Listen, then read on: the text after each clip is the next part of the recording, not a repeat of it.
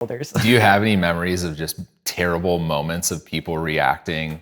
Because didn't you guys used to like dance and sing behind people in like public 100%. areas? Like I'm sure there's some stories of people freaking out on you guys. Oh my God. Yeah. All the time people freaking out. And some of it you almost feel bad for. It's like you're ruining people's day for a laugh. Most of the time we're not. It's just kind of like, oh, make fun of that guy. But at the same time, we are disturbing the peace. Exactly.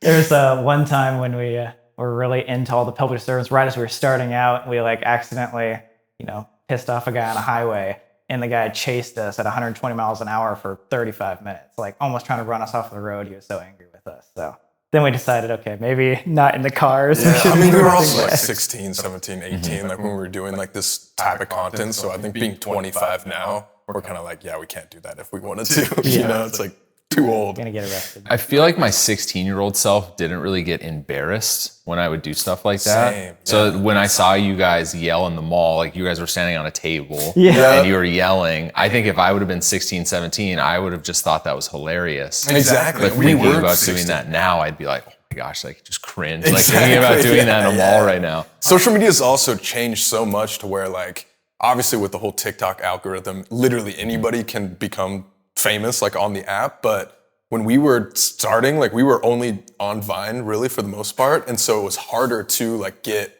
seen on there. And so like doing something that was like crazy in public, like wasn't as done like it was like, or it is almost now. Necessary to have that shock factor back then. So we were always thinking like, what's the most insane thing to get people talking? And obviously like one of the biggest things to get people talking is negativity. So it's like when people were pissed off or, you made someone angry in a store, that's what got the most commotion, the most retweets. So that's kind of the right way I had to start on before we changed a little bit. Was that the strategy, or were you just like, we're just filming stuff we think's funny?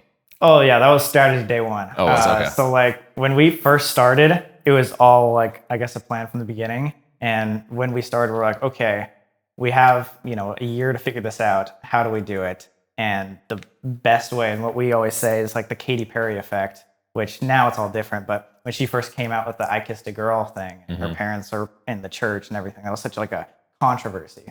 And so we're like, all right, how do we create that for ourselves? Let's do crazy public pranks, public disturbance, get that wow factor. And then once we have that initial momentum, then we can change and do whatever we want. Yeah. But like in order to get those eyes right at the beginning, we had to do something wowing.